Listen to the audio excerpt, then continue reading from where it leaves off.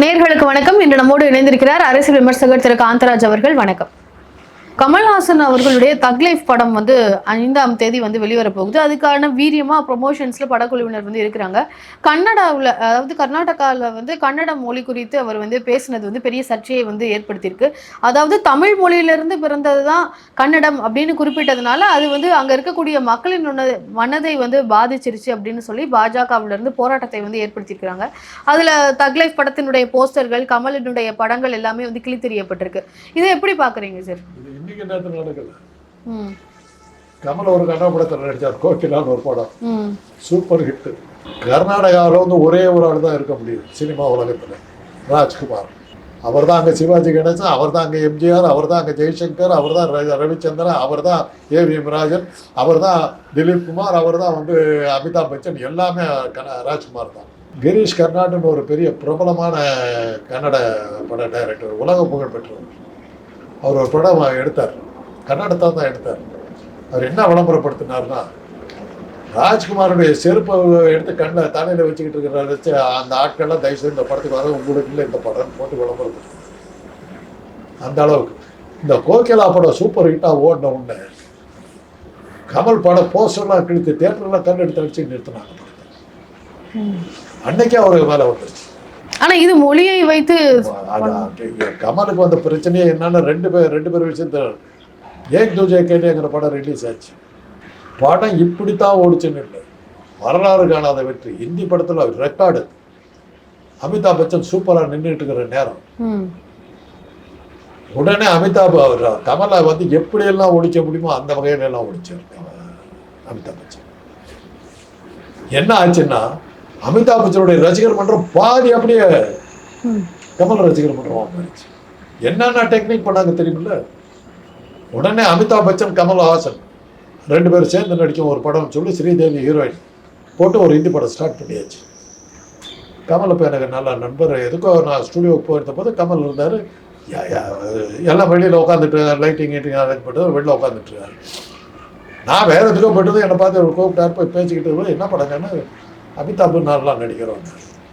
அப்படி உள்ளே பார்த்தேன், இந்த ஸ்ரீதேவிலாம் உட்காந்துட்டா பார்த்தேன். ஒரு அரை மணி நேரம் இருந்துட்டு வரும்போது, என்னமோ இந்த படம் வரும்னு எனக்கு தோணலைங்க.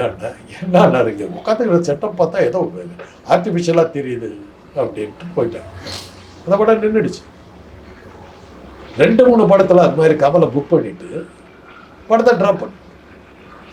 அது மாதிரி பண்ணி என்ன பண்ணாங்கன்னா, கமலை புக் பண்ணாங்க, படம் ட்ராப் ஆகிடுன்னு அவர் ராசி இல்லாத நடிகர்னு பண்ணி இப்போ கமலை படத்தை விட்டு வெளியே வச்சாங்க. அந்த நேரத்தில் அமிதாப் பச்சன் சௌதாகர்னு ஒரு படத்தில் நடித்தார்.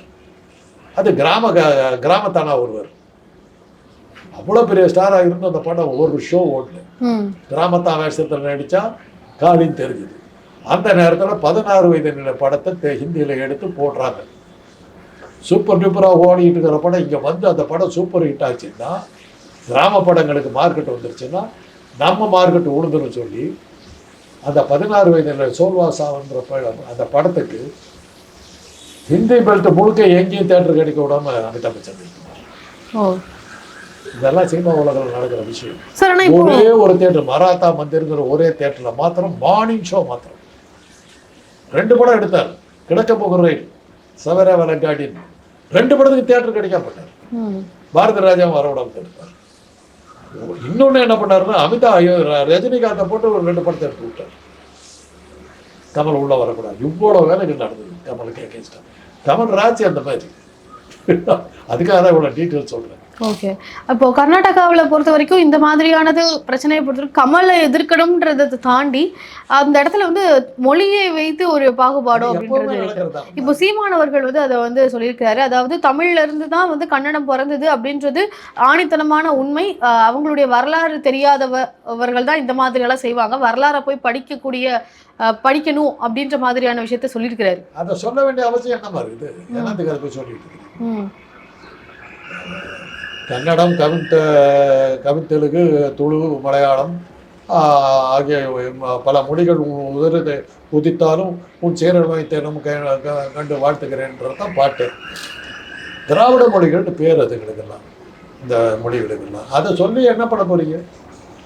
நீங்கள் அண்ணா வந்து ராஜ்யசபையில் பேசும்போது திராவிட நாடு எங்கள் திராவிட இனம் எங்கள் 4 இனத்துக்காக நான் பேசுகிறேன் போது ஆந்திராவை சேர்ந்த ஒரு ஆள் எங்களுக்காக நான் பேசுறதுக்கு நாங்கள் இருக்கிற நீ யார் அப்படின்னார். அப்படி நமக்குள்ளாரே ஒன்றும் இல்லைன்னும் போது எண்ணத்துக்கு நம்ம போய் முட்டிக்கிட்டு சாகும். அன்னைக்கு திராவிட நாடு ஏன் கேட்டோம்னாக்கா தமிழ்நாட்டுக்கு இருந்த பெரிய துரதிருஷ்டம் என்னன்னா நம்ம ஊரில் ஓடுற எல்லா நதியும் பக்கத்து மாநிலத்திலிருந்து தொலையுது. வைகை ஒன்று தான் இங்கே ஆரம்பித்து இங்கே முடியாது, தாமிரபரணி இந்த 2 தான் இங்கே ஆரம்பித்து இங்கே முடியாது. காவிரி ஆகட்டும், தென்பண்ணை ஆகட்டும், பாலாறு ஆகட்டும் எல்லாருமே கர்நாடகத்தில் ஆரம்பிச்சு வருது. அவன் நிறுத்திக்க வேண்டியதாக இருக்கு. முல்லை பெரியார் டேமெல்லாம் நம்ம ஏன் மாட்டிட்டு முடிக்கிறோம்? இப்படி இந்த பிரச்சனை இருக்கிறதுனால நம்ம அவங்களோட ஒன்றா சேர்ந்தா தான் முடியுங்கிறதா.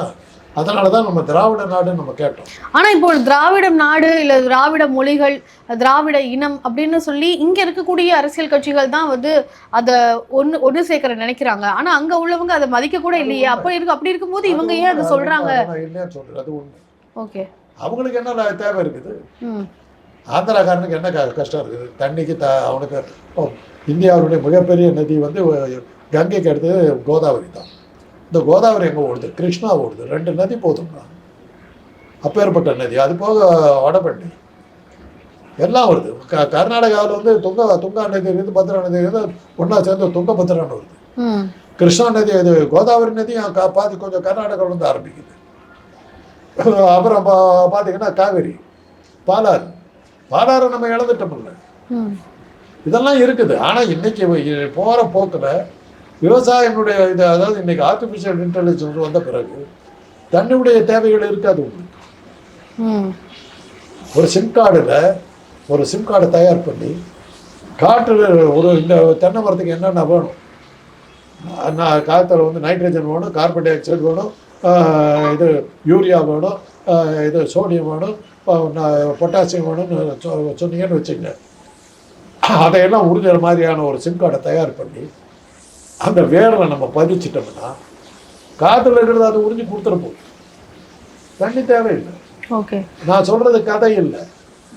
இதை நான் வந்து அமெரிக்காவில் நான் இருந்தபோது 1980களில் அங்கே நான் பார்த்தேன். பயிர்கள்லாம் ஆகாயத்தில் தொங்குது, வேர் அப்படியே காற்றுல இருக்குது, மேலே பழம் இருக்குது, காய்ச்சி தொங்குது. ஃபியூச்சரில் வந்து நிலம் தேவையில்லைங்க. ஒரு சிம் கார்டு அந்த வேரில் சொல்லிட்டீங்கன்னா காற்றுல இருக்கிறது ஈரப்பசை இவ்வளோ வேணும், இவ்வளோ கொடுத்துரும், தண்ணி கொடுத்துரும். அப்படி வரும்போது தண்ணி நீ வச்சுக்கணும். ஸோ இப்போ இந்த தண்ணி பிரச்சனை இருக்கிறதுனால தான் இங்கே இருக்கக்கூடிய அரசியல் கட்சிகள் திராவிடம் சொல்றாங்களா? நம்ம திராவிடம் பேசணும், இல்லைன்னா பேசியிருக்க மாட்டாங்க. இன்னொரு பிரச்சனை என்னன்னா, அன்னைக்கு இருந்ததுல என்ன காரணத்தினாலே தெரியல எல்லா நாட்டுக்காரனும் வந்து நம்ம கிட்ட தான் வச்சாங்க. தெலுங்குக்காரன் இங்கே வந்துட்டான், இப்போ கன்னடக்காரனும் இங்கே கூட இருக்கிறான், நாம அங்கே இல்லை. பெங்களூர் தவிர நம்ம ஆளுங்க எங்கே இருக்கிறாங்க? ஆனால் கர்நாடகாவில் ஒரு வேடிக்கை என்னன்னா, தெற்கு கர்நாடகாவில் தான் இவனுங்க கன்னடம் பேசுகிறோம் பூரா. தார்வார், ஹூப்ளி இதெல்லாம் அந்த பக்கம் இருக்குது. பேரெல்லாம் மறந்துட்டேன். தாவன்கரை அந்த பக்கம்லாம் போனீங்கன்னா மராத்தி. ஓகே, அங்கெல்லாம் கன்னட ராஜ்குமார்னு உதப்பாங்க. யார் ராஜ்குமார்? நான் அங்கே இருந்திருக்கேன். பின் சிட்டிஸ்ன்னு பேர் ஹூப்ளி, தார்வார் எல்லாம் அந்த அந்த இடத்துல நான் இருந்திருக்கேன். அங்கே கன்னடமே கிடையாது. ஓகே, மகாராஷ்டிரா பார்டர், அங்கே பூரா மராத்தி. லீனா சந்தாவர்கர்னு ஒரு நடிகம்மா, அவங்களுடைய தாய்மொழி வந்து கொங்கடி. அவனுக்கு முழுக்க வளர்ந்தது பூரா கர்நாடகா இதில் மராத்தி பெங்காலில் இது மகாராஷ்டிராவில். அந்த பொண்ணு வந்து இங்கே வந்தபோது இது கன்னடத்தில் பேசுகிறதுக்கான தெரியாது, அடித்து துரத்துக்கிட்டாங்க. அதே தான் ஐஸ்வர்யா ராய், கொங்கணி. அவங்க அங்கே இருக்கவே இல்லை. அங்கே கொங்கணி பேசுகிறேன் எனக்கு தெரியாது. அந்த பக்கம் போனீங்கன்னா தார்வார், ஹூப்ளி அந்த பக்கம் போனீங்கன்னாவே இந்த இந்த இந்த ரகலையெல்லாம் அந்த பக்கம் கிடையாது. அங்கே நம்ம ஈஸியாக இருக்கும், இந்த பக்கத்தில் தான். பட் அதெல்லாம் வந்து தொழிற்சாலைகள் நிறைந்த நகரம். அவங்க கர்நாடகாவோட அவங்க சம்மந்தப்படுத்திக்கிறது இல்லை. சார், இப்போ தமிழ்நாட்டில் பொறுத்த வரைக்கும் எல்லா மாநிலத்தில், அதாவது கர்நாடகா, ஆந்திரா, மலையாளம், இல்லை மாதிரி கேரளா, எல்லா மாநிலத்தில் இருக்கக்கூடிய மக்களும் இருக்கிறதுனால தான் இங்கே இருக்கக்கூடிய இது வந்து ஒன்றி இருக்கணும்னு சொல்கிறாங்களா? ஆமாம். அதுக்கு என்ன காரணம்னா, வெள்ளையர்கள் காலத்தில் வந்து 4-5 மாகாணங்கள் தான் இருந்தது. சிபி, சிஐ, பேரார் இந்த மாதிரிலாம் ஒரு 5 மாகாணங்கள் தான் இருந்தது. நம்ம மாகாணத்துக்கு பேர் வந்து மெட்ராஸ் மாகாணம்னு பேர், மெட்ராஸ் பிரசிடென்சின்னு பேர். இது எங்கே ஆரம்பிக்குதுன்னா ஒரிசாவுக்கு கீழே கஞ்சம்னு அப்படிங்கிற ஊர் பெர்ஹாம்பூர் அங்கே ஆரம்பித்து திருநெல்வேலி வரையிலும் தெற்கில் கிழக்க கடல் மேற்க வந்து இதோட பெங்களூரோட நிற்கிது. நடுமதில் ஒரு கேப் விட்டு அந்த பக்கம் மேற்கு கடற்கரையோரம் மங்களூரு, உடுப்பி, மலபார், கண்ணனூர், கொச்சி இது எல்லாமே இதோட நம்மோட சேர்ந்து. ஆக மலையாளிகள் அவங்க மொழி வாரியாக பிரிக்கும் போது அந்த உடுப்பிக்கார மங்களூர்லாம் வந்து கர்நாடகாவோட சேர முடியாது. அவங்க எங்களை அழிச்சிடுவாங்கன்னாங்க. ஆனால் நேரம் அநியாயம் பண்ணி அவங்கள கம்பல்சரியாக சேர்த்து விட்டார். இன்றைக்கி அவங்க வந்து அவங்களோட சேர மாட்டேங்கிறாங்க. அன்றைக்கி மாத்திரம் அந்த கர்நாடகாவை அந்த ஹூப்ளி இதெல்லாம் நம்மளோட சேர்த்து இருந்தாக்கா, குடகெல்லாம் சேர்ந்துருந்தாக்கா காவேரி விஷயத்தில் நமக்கு ஒன்றும் பண்ணியிருக்கோங்க. ஏன்னா உற்பத்தி ஆகுற நம்ம இடம்னு சொல்லி பண்ணிடுவோம். அது மாதிரி இருக்குது. அதனால் மொழிவாரி அதனால தான் எல்லாருமே இங்கே இருந்தாங்க. அதனால தான் இங்கே இருக்கிற பெரிய அரசு கல்லூரிக்கு பேர் வந்து பிரசிடென்சி கல்லூரி. அனைத்து மொழியினருக்கு சேர்ந்திருந்த கல்லூரியாக இருக்குது. நம்பர் 1 கல்லூரி. பிரசிடென்சியில் நீங்கள் படிக்கிறீங்கன்னா நீங்கள் பெரிய ஆள். இன்றைக்கி வழக்கில் வந்து போச்சுன்னு வச்சு அந்த மாதிரி இது. அதனால் அந்த கலாச்சாரமே ஒரு தனியாக இருந்தது. அதனால தான் நீங்கள் பார்த்தீங்கன்னா முதல் சினிமா தெற்கு சினிமா எடுத்தது வந்து காளிதாசன் படம் எடுத்தாங்க. தென்னாட்டில் எடுத்த முதல் சினிமா. வசனம் பூரா தமிழ், பாட்டு பூரா தெலுங்கு. ஏன்னா தெலுங்கு அதிகம். ஓகே, தெலுங்கு அதிகம். அது அந்த மாதிரி தான் ஆரம்பத்தில் அப்படி தான் வந்தார். முதல் தென்னாட்டு படம் வந்து தமிழ் தெலுங்கு ரெண்டுலையும் ஒரே நேரத்தில் வந்தது. கவி காளிதாஸ், டிபி ராஜலட்சுமிங்கிறவங்க தான் கதாநாயகி. இதெல்லாம் வந்து அந்த கலாச்சாரம் இன்னைக்கு போயிடுச்சு. இன்னைக்கு இல்லாது. அதனால தான் இங்கே வந்து அவ்வளோ பேர். நீங்கள் ராஜபாளையத்துக்கு போனீங்கன்னா ராஜுக்கள், அவங்க பூரா தெலுங்குக்காரர். இப்போ எங்கள் சேலத்துக்கு வந்தீங்கன்னா நான் குடியிருக்கிற பகுதி பூரா தமிழர். கொஞ்சம் தள்ளி போனீங்கன்னா மலையாளிகள். என்னுடைய பக்கத்து வீடு வந்து கன்னடம். செவ்வாப்பேட்டைன்னு ஒரு இடம் இருக்குது, அங்கே பூரா தெலுங்குக்காரர். கொகான்னு ஒரு இடம் இருக்குது, பூரா கன்னடர். நாவலர் நெடுஞ்செழி இருக்கும்போது தலைவராக இருக்கும்போது சொல்லுவார், திராவிட நாடுன்னு எங்கேயா இருக்குதுன்னு கேட்குறீங்க, சேலம் தான் யார். கொகை கன்னடம், செவ்வாப்பேட்டை தெலுங்கு, அங்கே இது ஸ்ரீரங்கபாளையம் இதெல்லாம் வந்து தமிழ். ஒரு ஏரியாவில் வந்து மலையாளம். இதுதான் திராவிட நாடு. சார், இப்போ இங்க தான் திராவிட நாடு அப்படின்றத குறிப்பிடுறாங்க, அங்க சொல்ல மாட்டாங்க. அப்போ அதை எப்படி இது பண்றது? அந்த உணர்வு அவங்களுக்கு இல்லை. அது காரணம் என்னன்னா, நம்ம அப்போ ஒன்றா இருந்ததுனால அந்த உணர்வு நமக்கு இருக்கு. அதனால அது அவங்களுக்கு அது இல்லை. அப்போ மொழிவாரி ராஜ்யம் பிரிக்கும் போது பெங்களூர் நம்ம கூட சேர்ந்துருக்கணும், சேர்த்தல. நேரு பல கொடுமைகளை தமிழ்நாட்டுக்கு பண்ணார். அதில் ஒன்று வந்து திருப்பதியை வந்து ஆந்திரா கொடுத்தது, திருத்தணியும் சேர்த்து கொடுத்துட்டார். அப்புறம் தான் மாப்போ சிவஞானம் அவர்கள் ஒரு பெரிய போராட்டத்தை நடத்தி திருத்தணியை நம்மளோட சேர்த்தாங்க. இது மாதிரி பண்ணாங்க. கொச்சியெல்லாம் கேரளாவோட போக முடியாதுட்டாங்க, கம்பல் பண்ணியில் கேரளாவோட சேர்த்தாங்க. சார், கமல்ஹாசன் அவர்களுக்கு ராஜ்யசபா தேர்தலில் போட்டியிடுவதற்காக திமுக சார்பில் இருந்து சீட்டானது ஒதுக்கப்பட்டிருக்கு. ஏற்கனவே போட்ட ஒப்பந்தத்தின் அடிப்படையில் இதை நிறைவேற்றிருக்கிறாங்க.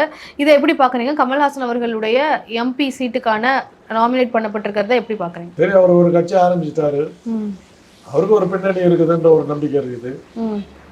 ஏற்கனவே ஒரு நடிகரை நீங்கள்லாம் சேர்ந்து தூக்கி விட்டுக்கிட்டு இருக்கிறீங்க, விஜய்னு ஒரு ஆள்.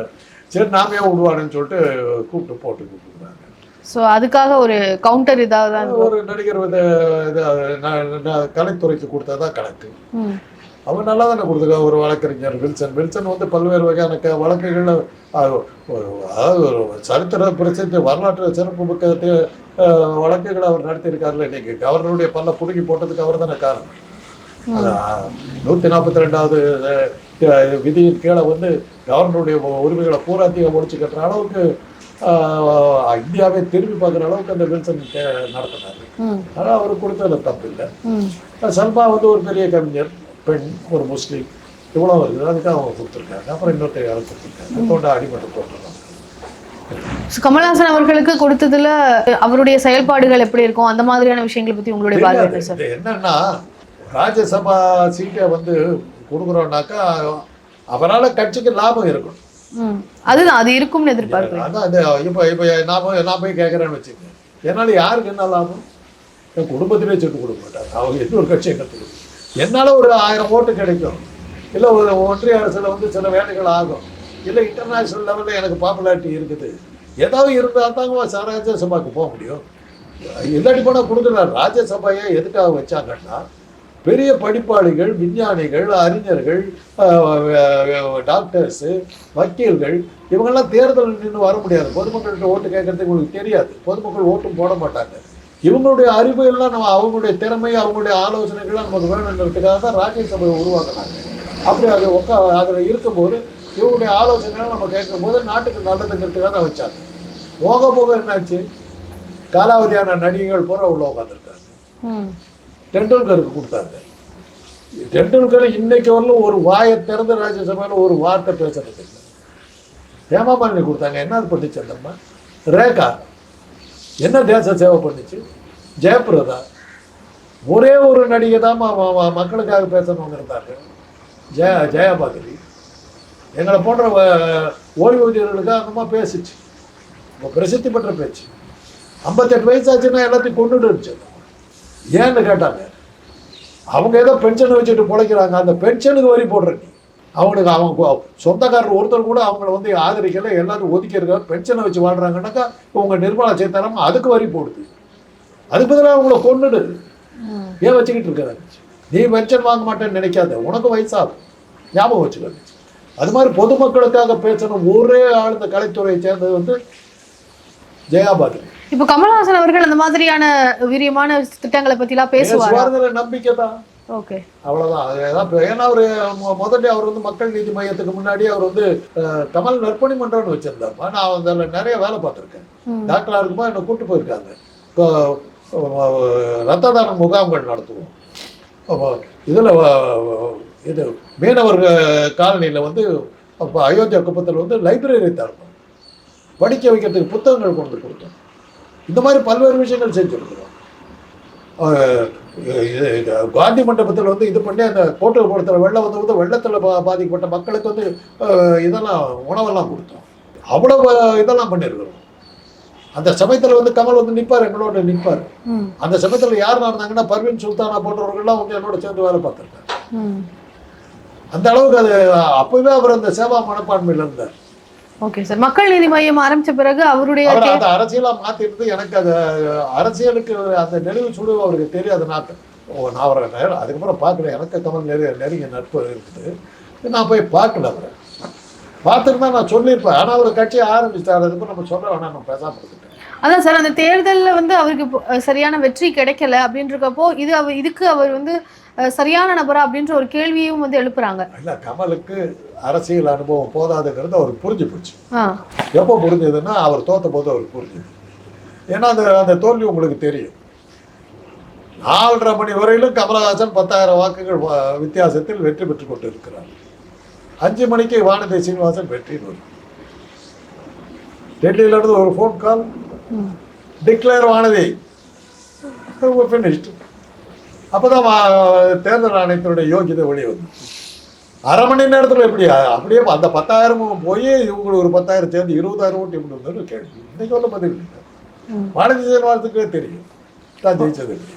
அன்னைக்கு தான் கமலுக்கு சினிமாவை பார்க்க வர்ற அரசியல் வேற, அரசியலில் இருக்கிற அரசியல் வேறங்கிறது அவருக்கு அப்போ தான் தெரியும். இங்கே 1-1-2ங்கிற கணக்கே கிடையாது. இங்கே 1-1 சைபராகவும் போகலாம், 1-1 4ஆகவும் போகலாங்கிறது அப்புறம் தான் அவருக்கு தெரியும். அதே மாதிரி இப்போ மதிமுக கட்சியினுடைய செயலாளர் திரு வைகோ அவர்களுக்கு சீட் கொடுக்கல அப்படின்றத பார்க்க முடியுது. அப்போ அதுக்கு துரை வைகோ அவர்கள் 2026 தேர்தலில் அவங்களுடைய கூட்டணி உறுதின்றதை அவர் சொல்லிட்டாரு. ஆனா இந்த அவருக்கு சீட் கொடுக்காததுனால ஏதாவது பிளவு ஏற்படுமோ அப்படின்ற ஒரு கேள்வி இருக்கு. அதுக்கு அவரே தன்னுடைய தலைமை பதவியை மகனுக்கு கொடுத்துட்டதுக்கு அப்புறம் அவருக்கு எப்படி சீட்டு கொடுப்பாங்க? நீயே ஓட்டு கொடுத்துட்டல. உனக்கு தேர்தல் கூட்டணி இருக்கும்போது ஒரு எம்எல்ஏவால நிற்க போற ஒரு விஷயம் வச்சுக்க. தீவிரமான அரசியலில் இருக்க ராஜ்யசபா பதவிக்கு ஆசைப்படவே மாட்டாங்க. ராஜ்யசபாவுக்கு போறீங்கன்னாவே நீங்க ரிட்டையர்டுன்னு அர்த்தம், ஓய்வுன்னு அர்த்தம். போதும்பா நீ செஞ்சது போதும், இதை வச்சுட்டு கடைசியாக இருந்துட்டு போயிடுன்னு அர்த்தம், ரிட்டையர்மெண்ட்டுக்கு. ஏன்னா அது எனக்கு எப்படி தெரியும்னா, எங்கள் அண்ணன் திமுகவிலிருந்து அதிமுகவுக்கு மாறினார். அதிமுக எம்ஜிஆருக்கு அவர் ரொம்ப க்ளோஸ். எம்ஜிஆருக்கு உடனே எங்கள் அண்ணனுக்கு பதவி கொடுக்கணும் அவருக்கு ஆசை வந்து, ராஜ்யசபாவுக்கு போங்க அப்படின்ட்டார். அப்படி சொல்லிட்டு நாமினேஷன்ல ரெடி ஆயிடுச்சு. எங்க அண்ணனுடைய நண்பர்கள் அத்தனை பேரும் அப்படியே வீட்டில் உட்காந்துட்டாங்க. நான் வீட்டில் அவரோட தான் குடியிருந்தேன். இன்னும் கட்சி அரசியல் விட்டு வெளியே போகிறதுக்கு பண்ணுறாங்க, தயவு செய்து ஒத்துக்காது. அப்புறம் உடனடியாக போய் எம்ஜிஆர்கிட்ட போய் அண்ணா எனக்கு வேண்டாம், நான் தேர்தலில் நின்று நான் வர்றேன் அப்படின்ட்டார். அப்போ தான் எம்ஜிஆருக்கு அது தெரிஞ்சுது. ராஜ்யசபான்னு ஒத்துக்கிட்டீங்கனாலே நீங்கள் வந்து ஏறத்தாழ அரசியல் ரிட்டையர்மெண்ட் கொடுக்கறதா அர்த்தம். ஓகே. Last post. ஆனா இப்போ துரை வைகோ அவர்கள் வந்து குறிப்பிட்டது என்னன்னா, அவர் ராஜ்யசபாக்குள்ள வந்து அவருடைய குரல் ஒலிக்கலனாலுமே வெளியில வந்து மக்களுக்காக அவருடைய குரல் ஒலிக்கும் அப்படின்னு சொல்லியிருக்கிறாரு. நிறைய பேசிட்டாரு. இப்போ வந்து அதுக்கு பதிலாக துரை வைகோ வந்து எம்பிக்கு நிற்க வச்சு தேர்தல் கூட்டணி நிற்க வச்சு உள்ள அனுப்பிச்சிடலாம்ல. இவரே தான் மகன் சரியா இருக்கான்னு நினைக்கிறாருல்ல. இப்போ அவரை ஜெயிக்க வச்சு அங்கே அமைச்சிட்டாக்கா அந்த வெற்றிடமே இல்லாமல் போக போதில்ல. வைகோக்கு வயசாகி போச்சு, அவரை ஒதுக்கிட்டாரு, மகனை கூட்டு வந்து விட்டாரு. மகனுக்கு நாடாளுமன்ற தேர்தலில் போட்டி போட வச்சாக்கா அந்த அவருடைய குரல் அங்கே ஒழிக்க போகுது இல்லை. அதனால அந்த பிரச்சனை இல்லையே, அவர் இழப்பதற்கு ஒன்று இல்லை. ஓகே சார், இன்றைக்கு அரசியல் சூழல் குறித்து பல விஷயங்கள் என்கிட்ட பகிர்ந்துக்கிட்டீங்க, ரொம்ப நன்றி.